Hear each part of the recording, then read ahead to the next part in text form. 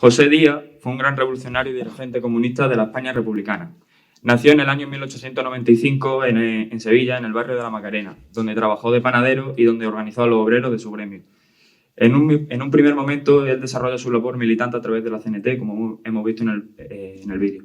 Durante la dictadura de Primo de Rivera, él decidió no exiliarse, sino que comenzó su militancia en el Partido Comunista, teniendo que trabajar, lógicamente, en la clandestinidad.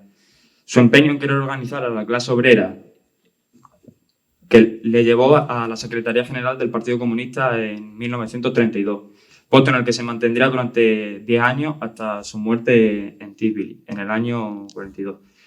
Sucumbido por el cáncer de estómago que contrajo en la cárcel cuando estuvo por el simple hecho de vender picos de pan aquí en Madrid. Aquí en este acto intentaremos mostrar su doctrina y el legado que nos dejó. Para hablar sobre su doctrina y dejando de lado ya su breve biografía, me gustaría comenzar mi intervención con un párrafo de un discurso que él mismo pronunció en el año 35 en el Monumental Cinema. Dice lo siguiente: permitid que comience por advertiros que, cuando se viene un acto de esta naturaleza, cuando tan crítica y preñada de peligro está la situación, no debéis mirar solamente si las frases son más o menos bellas, si la oratoria es o no brillante. Camaradas que habéis venido a este acto, escuchad la doctrina, oíd la forma en que el Partido Comunista deduce las enseñanzas del pasado y os expone la situación presente. Estas enseñanzas os serán útiles para desarrollar la lucha de masas que tanta falta está haciendo en estos momentos. ¿Y por qué me gustaría comenzar mi intervención con este párrafo? Pues porque las enseñanzas que transmitió el camarada José Díaz están de plena actualidad.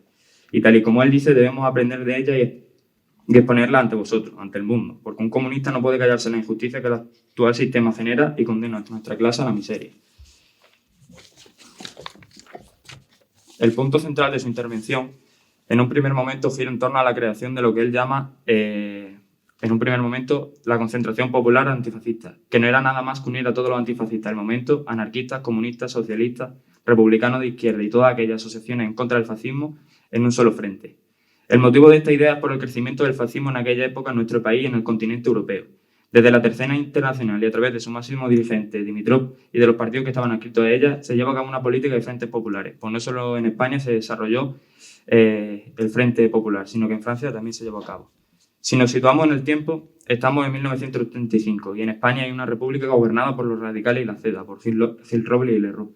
José Díaz, en ese momento, muy astuto por su parte, sabe que el Ministerio de Guerra no está en manos de Gil Robles por casualidad, sino que corresponde a una fascistización del ejército español para poder conseguir que el Estado se convierta de pleno al fascismo, como ya lo habían hecho Alemania e Italia. Advirtió que todos los mandos democráticos del ejército iban a ser relegados por mandos fascistas y por contrarrevolucionarios. De ahí nace la necesidad de que las fuerzas antifascistas deben unirse en un único frente y acabar con la división existente dentro del movimiento.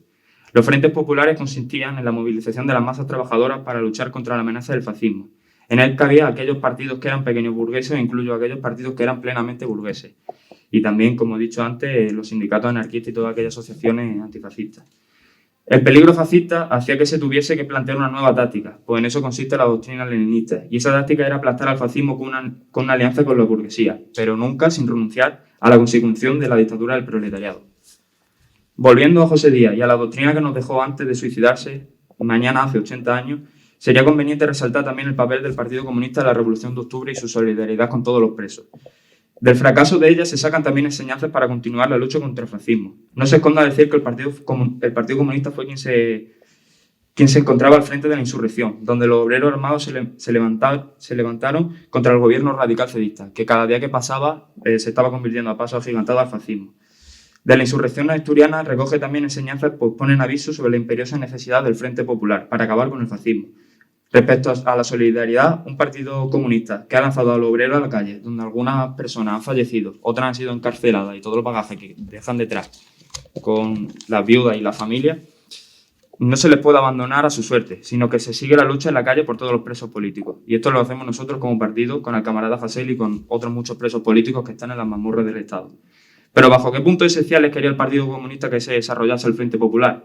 Pues bajo aquellos que consideraba que sería oportuno para el desarrollo de España, que ya ha dicho Darío antes. Ello era, en primer lugar, la confiscación de la tierra de los grandes terratenientes, de la iglesia y de los conventos sin ninguna indemnización, para entregarla inmediatamente y gratuitamente a los campesinos pobres y a los obreros agrícolas. O sea, una reforma agraria completa, revolucionaria, despojando a los parásitos de las grandes extensiones de terreno y que éstas pasasen a quienes la trabajan, a los campesinos y a los obreros del campo. El segundo punto es la liberación de las nacionalidades existentes dentro del Estado español, Cataluña, Euskadi y Galicia. Pues un país que quiere ser libre y que se reivindica como tal no puede tener bajo su yugo a nacionalidades que no pueden elegir libremente su destino.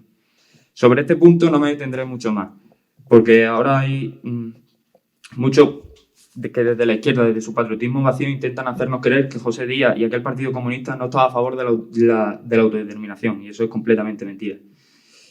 En tercer lugar, él abogaba por un mejoramiento de las condiciones de vida de los obreros con el aumento de salarios, con la libertad de opinión, reunión, de prensa, manifestación y el reconocimiento de los sindicatos de lucha de clase. En cuarto lugar, sería necesario también llevar a cabo una amnistía para todos los presos políticos que se encontraban en prisión desde octubre del 34 e incluso antes. También se incluía una mayor democratización del ejército con la expulsión de los mandos monárquico-fascistas, al igual que dejar de dar subvenciones a la Iglesia. Ellos sabían que este programa lo que hacía era reducir la base material del sistema capitalista al mínimo y, por lo tanto, a la reacción y al fascismo, pues el capitalismo es quien genera el fascismo cuando entra en crisis, y es la única salida que puede tomar la burguesía. Era un primer paso sobre el fascismo, poder desarrollar la revolución democrático-burguesa, pues aunque hacia mediados del siglo XX en España no se había dado dicha revolución democrático-burguesa. Y no debemos confundirnos con los términos, pues aunque sea democrático-burguesa, en ese momento ya le correspondía al proletariado, porque en España la burguesía había dado ya toda su esperanza al fascismo. El 14 de abril fue un gran paso hacia adelante para la no continuidad fue un gran paso hacia adelante en este sentido, pero la no continuidad de la alianza hizo que no se cumpliese. De aquel hecho histórico deduce alguna enseñanza, como que no se dejara en un punto muerto una revolución que se había comenzado, había que seguir adelante. Sobre la República, me gustaría mencionar toda la represión que en ella se ejerció sobre las masas de obreros y campesinos, por lo que no podemos alabarla ciegamente como hacen algunos. Los ejemplos están, y algunos ya lo he mencionado, como la represión hacia el levantamiento de Asturias. Otros ejemplos para demostrar que esto no es aislado, podemos mencionar los sucesos de Casas Viejas en el año 33, o la represión al pueblo de Castilblanco. Era un Estado burgués, y como nos enseña la teoría marxista-leninista, un Estado es una máquina de opresión de una clase sobre otra. Y un Estado burgués, lógicamente, oprime al obrero. Volveré otra vez a los puntos bajo los que se levantaba el Frente Popular e intentar decir sobre si se ha cumplido tras 80 años de su triunfo. En los pocos meses de vida del gobierno del Frente Popular se intentaron desarrollar. Se aprobaron estatutos de autonomía en Euskadi y Galicia, que no se pudieron llevar a cabo por el desarrollo de la guerra. Tras la guerra y la dictadura, a este problema tampoco se le dio solución, sino que se reprimió a las nacionalidades y uniendo al Estado en un todo unitario, negándole sus nacionalidades, y sus consecuencias las vivimos hoy en día. Los pueblos gallegos, catalanes y vascos siguen sin poder ejercer su derecho a la autodeterminación, y el ejemplo más claro lo tenemos en octubre del 17. En cuanto a la reforma agraria, la cual era un punto central de su discurso, no se llegó a dar, siguiendo las tierras en manos de los grandes terratenientes y condenando a los campesinos a la miseria.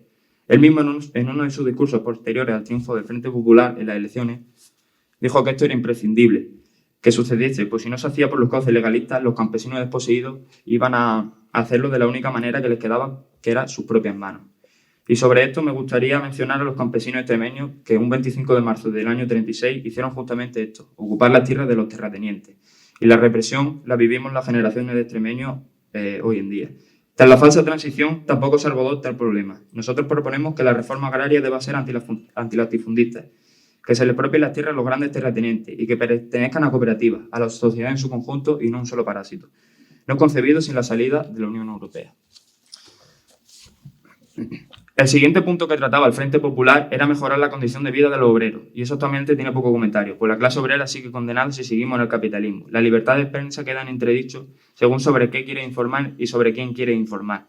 Y la libertad de reunión que supuestamente tenemos, nos encontramos ante muchísimas trabas administrativas para dar este tipo de charlas. Por último, el ejército sigue sin ser democratizado, donde los mandos fascistas abundan a montones tras 80 años de fascismo en España, aunque no lo intente negar. Y la Iglesia sigue teniendo un gran poder, recibiendo aún muchas subvenciones por parte del Estado español. Su doctrina fue acertada en un momento adecuado, pues señalaba al fascismo como el mal que podía ocasionar a España, y que así fue. La contrarrevolución, al no poderse ver con la victoria el 16 de febrero, preparó un golpe de Estado. Muchos intentan camuflar dicho golpe de Estado por la violencia callejera que se vivía en las calles. Pero no es así. El levantamiento se venía preparando de meses atrás, y el asesinato del derechista Calvo Sotelo tan solo sirvió de excusa para que los mandos se levantasen contra la revolución. Y tenemos que mencionar también a aquellos obreros que salieron ese mismo día a la calle a defender a la República y al Frente Popular, consiguiendo, haciendo que el golpe de Estado fracasase y, por lo tanto, se fuese a una guerra civil. ¿Y cómo se llegó a tal punto de la guerra civil y el golpe de Estado? Pues una vez más tenemos que irnos a lo que Pepe Díaz señalaba meses antes del triunfo del Frente Popular en las elecciones del 16 de febrero. Los asesinatos de fascistas hacia los obreros eran constantes en esos meses. Dichas bandas asociaciones estaban armadas y tenían el visto bueno del gobierno de los radicales y la CEDA. Eran sus perros salvajes que salían de caza por obreros y antifascistas que se estaban organizando a través de un solo frente. Él mismo recalcaba este punto, que no es más que decir lo que ya hemos dicho anteriormente. Para vencerlo, tenemos que liquidar sus bases materiales, confiscar la tierra de los grandes terratenientes, nacionalizar los bancos, confiscar las tierras y propiedades de la Iglesia y de las órdenes religiosas, disolver las organizaciones reaccionarias y fascistas y desarmar sus bandas, depurar el ejército de los mandos reaccionarios y fascistas. El fascismo seguía vivo en España, pese a que el Frente Popular fue un verdadero paso hacia adelante contra ellos. No se llegaron a hacer dichas profundas que España necesitaba. Una vez ya empezada la contienda, por todo es sabido que a la República se la abandona internacionalmente. Tan solo se le presta ayuda desde la Unión Soviética, mientras que las democracias consolidadas en Europa no mandaron ningún tipo de ayuda. Las llamadas de atención hacia dicho gobierno fueron constantes por parte del camarada José Díaz, advirtiendo de lo que estaba ocurriendo en nuestro país, en nuestro suelo, no era nada más que un preludio de lo que iba a pasar en Europa. Italia y Alemania no tardaron en ayudar al fascismo, por lo que se podía ver unas verdaderas intenciones de querer convertir al continente europeo en fascista. Las potencias democráticas europeas solo veían el peligro en la Unión Soviética y no luchaban contra el fascismo, sino que cada vez se le daba más poder y se colaboraba con ello. La guerra acabó perdiéndose, quizás por la desunión o por la falta de disciplina entre algunas tropas republicanas, quizás por la traición del golpe de Estado del general Casado a la causa republicana, quizás la falta de apoyo internacional salvo de la Unión Soviética y de los brigadistas internacionales. Eso no nos corresponde analizarlo aquí. Sobre lo que nos corresponde hablar aquí es del papel de José Díaz, el cual intentó reunir a la clase obrera en un solo frente para luchar contra el fascismo. Y la historia nos enseña que fue acertada y que triunfó en un primer momento y que es más que necesaria la unidad dentro del movimiento obrero. Durante su trayectoria como secretario general se dieron pasos en este camino, como la unión sindical en torno a la CGTU o la unidad política entre las juventudes socialistas y las juventudes comunistas. Para terminar, quería recordar a todos aquellos que dieron su vida a favor del comunismo y en contra del fascismo, no solo en España, sino en toda Europa y en todo el mundo. Su fiel lucha por unos principios nos guían para acabar con la bestia capitalista y no dejaremos de recordarlo, al igual que no dejaremos de recordar a José Díaz, que se dejó literalmente su vida por la emancipación de la clase obrera, por la dictadura del proletariado, por el socialismo como fase previa del comunismo. Muchas gracias.